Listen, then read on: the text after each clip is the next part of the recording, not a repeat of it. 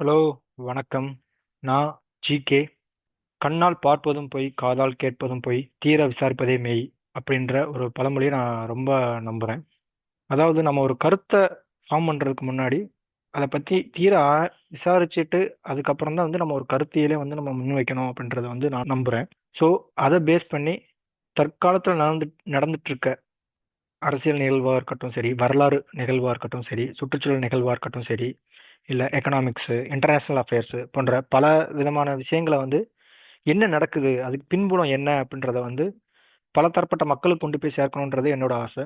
முக்கியமாக வந்து பார்த்தீங்கன்னா, தேர்வுக்கு அரசு தேர்வுக்கு பயிலும் மாணவர்கள், டிஎன்பிஎஸ்சி மாணவர்கள் சரி, அப்புறம் வந்து யூபிஎஸ்சி மாணவர்கள், அப்புறம் வந்து பார்த்தீங்கன்னா நாட்டு நடப்பு மேலே ரொம்ப இன்ட்ரெஸ்டாக இருக்கிற பெரியவங்க, சிறியவங்க, காலேஜ் ஸ்டூடெண்ட்ஸ், ஸ்கூல் ஸ்டூடெண்ட்ஸ் இவங்கெல்லாம் வந்து ஒரு விஷயம் எதுக்கு நடக்குது அப்படின்றத வந்து தீர ஆராய்ஞ்சு அதுக்கேற்ற மாதிரி ஒரு கருத்தை முன்வைக்கணும் அப்படின்றது என்னோட ஆசை. ஸோ அதை பேஸ் பண்ணி வந்து பார்த்தீங்கன்னா நம்ம தீர விசாரிப்பதே மெய் அப்படின்ற ஒரு யூடியூப் ப்ரோக்ராம் வந்து நம்ம ஸ்டார்ட் பண்ணுறோம். இந்த ப்ரோக்ராமில் வந்து பார்த்தீங்கன்னா அன்றாட நம்ம தமிழ்நாட்டிலும் சரி உலக அளவில் நடக்கிற நிகழ்வுகளை வந்து நம்ம ஆராய்ஞ்சு அது எதனால் நடக்குது, அதுக்கு பின்புலம் என்னன்றதை நம்ம பார்க்க போகிறோம். இன்னைக்கு நம்ம பார்க்க போகிற முதல் வீடியோவில் நம்ம பார்க்க போகிற விஷயம் என்ன பார்த்தீங்கன்னா நீட் இஷ்யூ. சரி, அப்படி நீட்னா என்ன அப்படின்றத ஃபர்ஸ்ட் பார்த்துருவோம். நீட் அப்படின்றது வந்து பார்த்தீங்கன்னா ஒரு UG entrance exam for MBBS அப்படின்ற ஒரு ப்ரோக்ராமுக்காக வந்து நம்ம ஒரு என்ட்ரன்ஸ் எக்ஸாம் தான் வந்து பார்த்தீங்கன்னா நீட்டு. இந்த நீட் பரீட்சை வந்து பார்த்தீங்கன்னா தமிழ்நாடு கவர்மெண்ட்டு எதிர்த்துட்டு இருக்கு. காரணம் என்ன அப்படின்றத நம்ம ஆராய்ஞ்சு பார்க்கணும். ஸோ அப்படி என்ன, எதுக்காக அவங்க எதுக்குறாங்க அப்படின்றதையும் நம்ம பார்த்துருவோம். நீட் எக்ஸாம் வந்து பார்த்தீங்கன்னா ஆல் ஓவர் இந்தியா முழுக்க நேஷனல் டெஸ்டிங் ஏஜென்சி அப்படின்ற ஒரு ஏஜென்சி மூலமாக வந்து கண்டக்ட் பண்ணப்படுது. பொதுவாகவே வந்து பார்த்தீங்கன்னா தமிழ்நாடு கவர்மெண்ட் நடத்துகிற 12th எக்ஸாம் பாஸ் அவுட் ஆன பசங்க தான் வந்து பார்த்தீங்கன்னா டேரெக்டாக எம்பிபிஎஸ் சீட்டுக்கு வந்து கட் ஆஃப் அதிகமாக இருக்கிற பசங்களை வந்து அட்மிட் பண்ணுவாங்க. நீட் வந்ததுக்கப்புறம் தானே வந்து நீட் ஸ்கோர் பேஸ் பண்ணி தான் வந்து பார்த்தீங்கன்னா யூஜி சீட் வந்து அலாக்கேட் பண்ணுறாங்க. ப்ளஸ் வந்து பார்த்தீங்கன்னா கவர்மெண்ட் காலேஜஸில் கிடைக்கணும் அப்படின்னா கூட நீட்டில் பக்காவான மார்க் ஸ்கோர் பண்ணால் தான் கிடைக்கும்.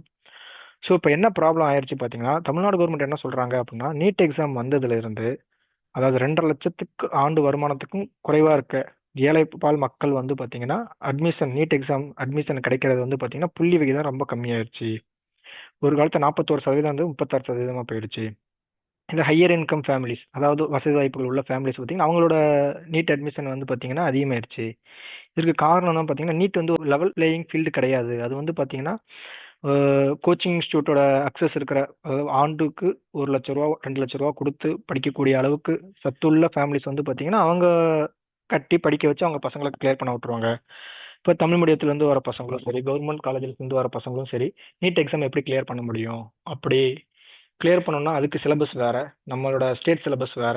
ஸோ இந்த ஒரு கேப் இருக்கப்ப எப்படி வந்து அவங்க கிளியர் பண்ண முடியும் அப்படின்றத மனசில் வச்சுட்டு சமூக நீதி மற்றும் ஈக்குவாலிட்டி அப்படின்ற ஒரு கான்செப்ட் கீழே வந்து பார்த்தீங்கன்னா அவங்க இந்த நீட் எக்ஸாம் வந்து தமிழ்நாடு கவர்மெண்ட் எதிர்க்குது. ஸோ தமிழ்நாடு கவர்மெண்ட் அதுக்கு என்ன செஞ்சுச்சு அப்படின்னு பார்த்தீங்கன்னா 2021 வந்து பார்த்தீங்கன்னா இப்போ பிரசன்ட் சீஃப் மினிஸ்டராக இருக்கிற மற்றும் டெப்டி சீஃப் மினிஸ்டராக இருக்கிறவங்க ஸ்டாலின் மற்றும் உதயநிதி ஸ்டாலின் அவர்கள் என்ன சொன்னாங்க அப்படின்னு கேட்டிங்கன்னா 2021 சட்டமன்ற தேர்தலில் வந்து பார்த்தீங்கன்னா எங்களுக்கு ஓட் பண்ணீங்கன்னா நாங்கள் வந்து நீட் எக்ஸாம் வந்து நீக்குவோம் அப்படின்னாங்க. அதுக்கு ஒரு வழி இருக்குது, அந்த வழி என்னன்றதை நாங்கள் சொல்ல மாட்டோம், பட் நாங்கள் செஞ்சு காட்டுவோம் அப்படின்னு சொன்னாங்க. பட் இன்னி வரைக்கும் வந்து பார்த்தீங்கன்னா நீட் எக்ஸாம் வந்து நீக்க முடியல. அதுக்கு காரணம் என்ன, அப்படி ஒரு வழி உண்மையிலேயே இருந்துச்சா, இல்லை அந்த வழி இப்போ மூடப்பட்டுச்சா அப்படின்றத நம்ம தீர விசாரிக்க போகிறோம். இப்போ ரீசெண்டாக வந்து பார்த்தீங்கன்னா சட்டமன்றத்தில் வந்து கூட்டத்தொடரில் நம்ம ஸ்டாலின் முதலமைச்சர் சீஃப் மினிஸ்டர் வந்து என்ன சொல்லியிருக்காருன்னா இப்போ நீட் எக்ஸாம் மாற்றணும் அப்படின்னா சென்ட்ரல் லெவலில் வந்து பார்த்தீங்கன்னா ரிஜிம் சேஞ்ச் வரணும். அதாவது அடுத்த லோக்சபா தேர்தல் வந்து காங்கிரஸ் போன்ற இல்லை இந்திய அலையன்ஸ்லேருந்து கூட்டணி கட்சிகள் வந்து வந்தால் மட்டும்தான் வந்து பார்த்தீங்கன்னா நீட் விலக்கு கிடைக்கும் தமிழ்நாடுக்கு, அது வரைக்கும் கிடைக்காது அப்படின்ட்டாங்க. எதனால இப்போ திடீர்னு வந்து மாற்றி சொல்கிறாங்க அப்படின்னு கேட்டிங்கன்னா முன்னாடியே அதுக்கு ஒரு வழி இருந்துச்சான்னு கேட்டால் இருந்துச்சு, இப்போ அந்த வழி மூடப்பட்டுச்சான்னு கேட்டிங்கன்னா ஆமாம். ஸோ அது என்ன அப்படின்றத வந்து நம்ம ஃபுல்லாக தெரிஞ்சுக்கணும் அப்படின்னு கேட்டிங்கன்னா அதுக்கு தான் வந்து பார்த்தீங்கன்னா நம்ம அரசியல் சாசனத்தை பேஸ் பண்ணி நம்ம எந்த ஒரு விஷயத்தையும் வந்து பார்க்க ஆரம்பிக்கணும். ஒரு விஷயத்தோட அடிப்படை என்ன அப்படின்றத தெரிஞ்சுக்கிட்டா தான் நம்ம அந்த விஷயம் எவ்வளோ தூரம் உருவாயிருக்குன்றதை நம்ம பார்க்க முடியும். ஸோ இப்போ 2021 பாஸ் பண்ண நீட் பில் வந்து பார்த்தீங்கன்னா பிரசிடென்ட் கிட்ட இருக்கு. என்னடா நம்ம தமிழ்நாடு கவர்மெண்ட்ல பாஸ் பண்ணா அந்த பில்லு கவர்னரோட கையெழுத்து பெற்று தமிழ்நாட்டில் தான் ஒரு லாவா ஃபார்ம் ஆகணும், எதுக்கு பிரசிடென்ட் கிட்ட போய் அது நிற்குது, எதனால பிரசிடென்ட்டோட கையெழுத்து தேவை அப்படின்னு நீங்கள் யோசிக்கலாம். ஸோ அதை பற்றி நம்ம தெரிஞ்சுக்க போகிறோம். இப்போ நம்ம அரசியல் சாசனம் வந்து பார்த்தீங்கன்னா தெளிவாக வந்து கூட்டாட்சி தத்துவத்தை வந்து ப்ரொமோட் பண்ணுது. ஃபெடரலிசம் அப்படின்றத ப்ரொமோட் பண்ணுது. அந்த ஃபெடரலிசத்தில் வந்து பார்த்தீங்கன்னா ஷெட்யூல் 7 அப்படின்ற ஒரு ஷெட்யூல் கீழே வந்து பார்த்தீங்கன்னா நம்ம இந்திய அரசியலமைப்பு வந்து பார்த்தீங்கன்னா பல்வேறு துறைகள் 100க்கும் மேற்பட்ட துறைகளை வந்து வச்சிருக்கு. அந்த துறைகளில் சில துறைகள் மட்டும் தான் ஸ்டேட் கவர்மெண்ட்டால வந்து சட்டம் ஏற்ற முடியும். சில துறைகளில் மட்டும் தான் சென்ட்ரல் கவர்மெண்ட்டால சட்டம் ஏற்ற முடியும். 2 கவர்மெண்ட்டும் சேர்ந்து சில துறைகளில் வந்து சட்டம் ஏற்ற முடியும். இப்போ என்ன எக்ஸாம்பிள் உதாரணம் பார்த்தீங்கன்னா அக்ரிகல்ச்சர் விவசாயம் மற்றும் போலீஸ் போன்ற துறைகளில் வந்து பார்த்தீங்கன்னா ஸ்டேட் கவர்மெண்ட்டால் மட்டும்தான் சட்டம் ஏற்ற முடியும். அதே சென்ட்ரல் கவர்மெண்ட் பார்த்தீங்கன்னா ராணுவம், பேங்கிங்கு, அப்புறம் வந்து பார்த்தீங்கன்னா வெளியுறவுத்துறை, இந்த மாதிரி விஷயங்களை சென்ட்ரல் கவர்மெண்ட்டால் மட்டும்தான் சட்டம் ஏற்ற முடியும். ஸ்டேட் கவர்மெண்ட்டால் சட்டம் ஏற்ற முடியாது. இப்போ இந்த 2 கவர்மெண்ட்டும் சேர்ந்து சட்டம் ஏற்றக்கூடிய துறைகள் என்னென்ன அப்படின்னு பார்த்தீங்கன்னா கல்வி. ஸோ இப்போ நீட் எங்கே வந்து நிற்குதுன்னா கல்வித்துறைகளை வந்து நீட் வருது. ஸோ அதனால தான் வந்து பார்த்தீங்கன்னா ஸ்டேட் கவர்மெண்ட்டாலையும் சட்டம் ஏற்ற முடியும், சென்ட்ரல் கவர்மெண்ட்டாலையும் சட்டம் ஏற்ற முடியும். இப்போ இது நார்மல் சுச்சுவேஷனில் உங்களுக்கு இந்தந்த துறைன்னு சொல்லி கான்ஸ்டியூஷன் ஒதுக்கியிருக்கு. ஆனால் எமர்ஜென்சி பீரியடில் வந்து பார்த்தீங்கன்னா சென்ட்ரல் கவர்மெண்ட்டால் ஸ்டேட் கவர்மெண்ட்டோட துறையிலும் சட்டம் ஏற்ற முடியும், பொதுத்துறையிலையும் சட்டம் ஏற்ற முடியும். அதனால் சென்ட்ரல் கவர்மெண்ட்டுக்கு பவர் ஜாஸ்தி. இதுதான் வந்து பார்த்தீங்கன்னா நம்ம குவாசி ஃபெடரலிசம் அப்படின்னு சொல்லுவோம் நம்ம. ஸோ இப்போ வாங்க நம்ம நீட்டுக்குள்ளே போவோம்.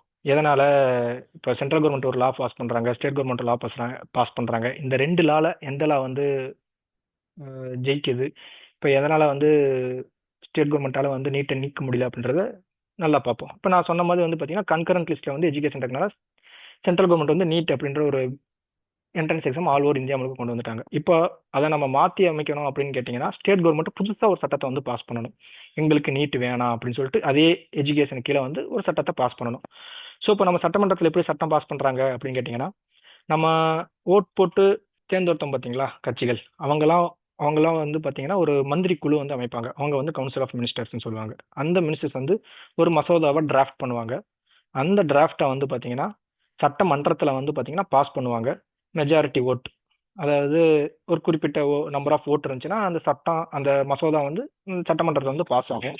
அதுக்கப்புறம் வந்து பார்த்தீங்கன்னா கவர்னரோட கையொப்பம் தேவைப்படும். எந்த ஒரு மசோதாவும் கவர்னரோட கையொப்பம் பட்டா மட்டும்தான் அது வந்து சட்டமாக மாறும். அது வரைக்கும் வந்து பார்த்தீங்கன்னா வெறும் மசோதா தான். அந்த மசோதாவால் கவர்மெண்ட்டால் வந்து பார்த்தீங்கன்னா இம்ப்ளிமெண்ட் பண்ண முடியாது.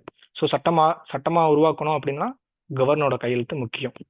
இப்போ ஸ்டாலின் இருக்கிறாங்க, அப்புறம் RN ரவி இருக்கிறாரு.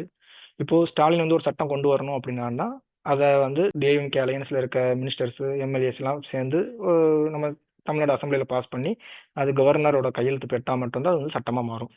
ஸோ இப்போ கவர்னர் கண்டிப்பாக அந்த சட்டத்துக்கு வந்து கையெழுத்து போடணுமா, ஏன் போட முடியாதா, கவர்னருக்கு வந்து என்ன பவர் இருக்கு அப்படின்னு அரசியல் சாசனம் என்ன சொல்லுது அப்படின்னு பார்த்தீங்கன்னா டிஸ்கிரிஷனரி பவர் அப்படின்னு சொல்லிட்டு ஒரு பவர் இருக்கு. அதாவது கவர்னர் சுயமா சிந்திக்கிறதுக்கான உரிமத்தை வந்து பாத்தீங்கன்னா அரசியலமைப்பு வந்து கொடுத்துருக்கு. என்னென்ன சுச்சுவேஷன்ல வந்து கவர்னர் வந்து சுயமா சிந்திக்கலாம் அப்படின்னு பாத்தீங்கன்னா எப்போ வந்து பாத்தீங்கன்னா ஒரு ஸ்டேட் கவர்மெண்ட் நிலை தடுமாறி, அதாவது சென்ட்ரல் கவர்மெண்டோட பேச்சை கேட்காமையோ இல்ல லா அண்ட் ஆர்டரை மெயின்டைன் பண்ண முடியாத அளவுக்கு கான்ஸ்டியூஷனல் அரசியலமைப்பு ஃபெயிலியர் ஆகுது அப்படின்ற சுச்சுவேஷன்லயும் வந்து பாத்தீங்கன்னா கவர்னர் தன்னோட சுய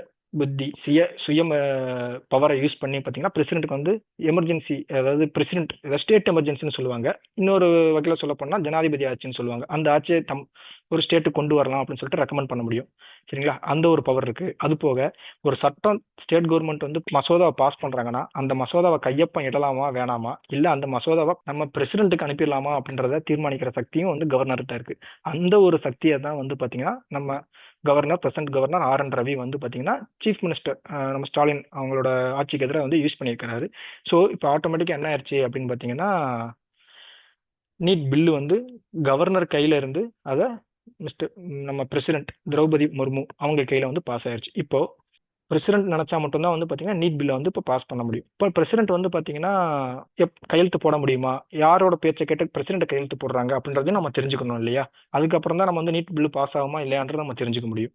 ஸோ நெக்ஸ்ட் வந்து பாத்தீங்கன்னா அப்போ பார்லிமெண்ட்ல போய் படிக்கணும். பார்லிமெண்ட்ல சட்டம் எப்படி பாஸ் ஆகுதுன்னா கிட்டத்தட்ட நம்ம ஸ்டேட் லெஜிஸ்லேச்சர்ல எப்படி வந்து சட்டம் பாஸ் ஆகுதோ அதே மாதிரி தான் வந்து பாத்தீங்கன்னா பார்லிமெண்ட்ல சட்டம் பாஸ் ஆகும். இதுல என்ன ஒரே ஒரு டிஃபரன்ஸ் என்னன்னா இதுல வந்து பாத்தீங்கன்னா ஆளுநரோட கையெழுத்து தேவை கிடையாது, இது வந்து பிரசிடென்ட்டோட கையெழுத்து தேவைப்படும். ஸோ பிரசிடென்ட்டோட கையெழுத்து போட்டோன்னே அந்த மசோதா வந்து சட்டமா வந்து மாற்றம் அடையுது. இப்போ இங்கதான் பிரச்சனை. தமிழ்நாடு அசம்பிளி பாஸ் பண்ண அந்த மசோதா நீட் எக்ஸம்ட் பில்லு வந்து பாத்தீங்கன்னா கவர்னர்கிட்ட போய் கவர்னர் அதை பிரசிடென்ட் கிட்ட வந்து ரெஃபர் பண்ணிட்டாங்க. இப்போ பிரசிடென்ட் கையொப்பம் இட்டா மட்டுமே வந்து பாத்தீங்கன்னா அது சட்டமா மாறும். இப்போ பிரசிடென்ட் கையொப்படுறோம்னா அதுக்கு என்ன வழி இருக்கு அப்படின்னு பாத்தீங்கன்னா அரசியல் சாசனம் ஆர்டிகல் 74, 75 அப்படின்ற ஒரு ஆர்டிகல் கீழே வந்து ஒன்று சொல்லுது. என்ன அப்படின்னு பாத்தீங்கன்னா பிரசிடென்ட் கையெழுத்து போடணும்னா council of minister headed by prime minister, அதாவது மத்திய மந்திரி குழு, அதை தலைமை தாங்குற மத்திய மந்திரி, அவங்களோட அட்வைஸால மட்டும்தான் பிரசிடென்ட்டால வந்து கையொப்பம் இட முடியும் அப்படின்றது தெளிவா சொல்லியிருக்காங்க. ஸோ பிரசிடென்ட்டால தனித்து வந்து ஒரு விஷயத்தை வந்து பண்ணவே முடியாது. ஆக இப்போ நம்ம பிரசிடென்ட் பிரைம் மினிஸ்டர் யாரு, நரேந்திர மோடி, மற்றும் அவங்களோட மந்திரி குழுல இருக்கிற மந்திரிகள் இருக்காங்க பார்த்தீங்களா, அவங்கெல்லாம் முடிவு பண்ணி தான் வந்து பார்த்தீங்கன்னா இந்த இல்ல தமிழ்நாடுக்கு வந்து எக்ஸாம்ட் கொடுங்க அப்படின்ட்டு பிரசிடென்ட்டை சொன்னா மட்டும்தான் பிரசிடென்ட் வந்து அந்த பில்லை வந்து கையெழுத்து போட முடியும். ஸோ இப்போ அது வரைக்கும் வந்து ஒன்றும் செய்ய முடியாது இல்லையா. ஸோ இப்போ தமிழ்நாடு கவர்மெண்ட் என்ன பண்ணுது, ரெசல்யூஷன் பாஸ் பண்ணுறாங்க. ஒரு ரெசல்யூஷன் பாஸ் பண்ணி எங்களுக்கு வேகமாக பிரசிடென்ட் அசன்ட் கொடுங்க, எங்களுக்கு தமிழ்நாட்டில் வந்து நீட்டு விளக்கு கொடுங்கன்னு சொல்கிறாங்க. இதே மாதிரி எத்தனை ரெசல்யூஷன் பாஸ் பண்ணால் பிரசிடென்ட் வந்து கையெழுத்து போடுவாங்க அப்படின்னு கேட்டிங்கன்னா அதுக்கு எண்ணிக்கையே கிடையாது. ஏன்னா தமிழ்நாடு கவர்மெண்ட் எத்தனை ரெசல்யூஷன் பாஸ் பண்ணாலுமே பிரசிடென்ட் கையெழுத்து போடணுன்ற அவசியம் கிடையவே கிடையாது. ஸோ பிரசன்ட் கவர்மெண்ட் என்ன நினைச்சாங்க அப்படின்னு கேட்டிங்கன்னா 2021 ஸ்டேட் லெஜிஸ்லேட்டிவ் அசம்பிளியில் ஜெயிச்சுட்டு 2024 தேர்தலில் இந்தியா அலையன்ஸ் கூட்டணி வெற்றி பெற்றுச்சுன்னா காங்கிரஸ் கவர்மெண்ட் மூலமா நீட்டு எக்ஸாம்ட் கிடைக்கும் அப்படின்ற ஒரு விஷயத்த வந்து அவங்க யோசிச்சு வச்சிருந்தாங்க. அதைத்தான் அவங்க சூட்சமும் சொல்லிட்டு இருந்தாங்க எலெக்ஷன் கம்பெயினில். இப்போ அந்த சூட்சமும் வந்து எடுபடாது. ஏன்னா இப்போ 2024 வந்து பார்த்தீங்கன்னா என்டிஏ அலையன்ஸ் ஜெயிச்சிருச்சு. ஸோ ஆட்டோமேட்டிக்காக வந்து பார்த்தீங்கன்னா அவங்களால நீட் பில்லை பாஸ் பண்ண வைக்க முடியல. என்டிஏ கவர்மெண்ட் வந்து பார்த்தீங்கன்னா விட்டோ பவர், அதாவது அப்சொல்யூட் விட்டோ அப்படின்னு சில விட்டோ பவர்ஸ் வந்து பிரசிடென்ட்டை வந்து எக்ஸைஸ் பண்ண வச்சனால பிரசிடென்ட் அந்த மசோதாவை கிடப்பில் போட்டாங்க. அதுக்கு எந்த ஒரு அசன்ட்டும் கொடுக்க முடியாத நிலைமைக்கு வந்து போயிடுச்சு. இப்போ அந்த பில்லு வந்து அதே நிலைமையில தான் இருக்கும், என்ன ஒரு மாற்றமும் இருக்காது. ஸோ நீட் வந்து நடந்துகிட்டே தான் இருக்கும் அன்லஸ் அன்டில் சென்ட்ரல் கவர்மெண்ட் வந்து தமிழ்நாடுக்கு எக்ஸாம் கொடுத்தா மட்டும்தான். ஆக இப்போ தமிழ்நாடு கவர்மெண்டால நீட் எக்ஸாம் நீக்கிறதுக்கான வாய்ப்புகள் 0. இதுதான் வந்து இதுதான் வந்து பாத்தீங்கன்னா பேசிக்கான கான்ஸ்டியூஷனல் ப்ரொவிஷன்ஸை வச்சு நம்ம பார்த்துட்டோம். இதில் வந்து நம்ம யூபிஎஸ்சி டிஎன்பிஎஸ்சி மாணவர்கள் முக்கியமாக தெரிஞ்சுக்கணும் schedule 7 vertical devolution of power அப்படின்னு சொல்லுவாங்க. State subject, central subject, concurrent subject அப்படின்னா என்னென்ன சப்ஜெக்ட் இருக்குன்னு பார்த்துக்கணும். அடுத்து நீட் எக்ஸாமுக்கு என்னென்ன கவர்னருக்கு வந்து என்ன பவர் இருக்கு, என்ன டிஸ்கிரிஷனரி பவர் இருக்கு, பிரசிடென்ட்டுக்கு என்ன டிஸ்கிரிஷனரி பவர் இருக்கு, அது போக கவர்னர் என்னென்ன சுச்சுவேஷன் வந்து பிரசிடென்ட்டுக்கு வந்து பில்லை ரெஃபர் பண்ணலாம் அப்படின்ற இந்த டீட்டெயில்ஸ் வந்து நம்ம யூபிஎஸ்சி டிஎன்பிஎஸ்சி மாணவர் வந்து கண்டிப்பாக தெரிஞ்சுக்கணும். நார்மல் மக்கள் வந்து இந்த விஷயத்தை தமிழ்நாடு கவர்மெண்ட் சென்ட்ரல் கவர்மெண்ட் எப்படி இயங்குது, ஒரு சட்டம் பாஸ் பண்ணா அதுக்கு என்னென்ன சிக்கல்கள் இருக்குன்றதை தெரிஞ்சுக்கிட்டா மட்டும்தான் நம்ம வந்து நாளைக்கு ஓட்டு போடுறப்ப வந்து பாத்தீங்கன்னா ஏதோ ஒரு கட்சி சொல்லுது அப்படின்றத நம்ம கணக்கில் எடுத்துக்காம ஸோ இந்த மாதிரி சட்ட சிக்கல்கள்லாம் இருக்கு அப்படின்னு தெரிஞ்சுக்கிட்டு நம்ம ஓட்டு போடுறதுக்கு ஒரு இன்ஃபார்ம்டு டெசிஷன் ஃபார்ம் பண்றதுக்கு வந்து பாத்தீங்கன்னா இந்த மாதிரி வீடியோஸ் இதெல்லாம் வந்து நம்ம எஜுகேஷன் கண்டென்ட்ஸ்லாம் வந்து பார்க்கறதுன்றது ரொம்ப அவசியமாயிருச்சு. ஸோ இப்போ நீட்ன்றது ஒரு பொலிட்டிக்கல் இஷ்யூவாக மாறிடுச்சு.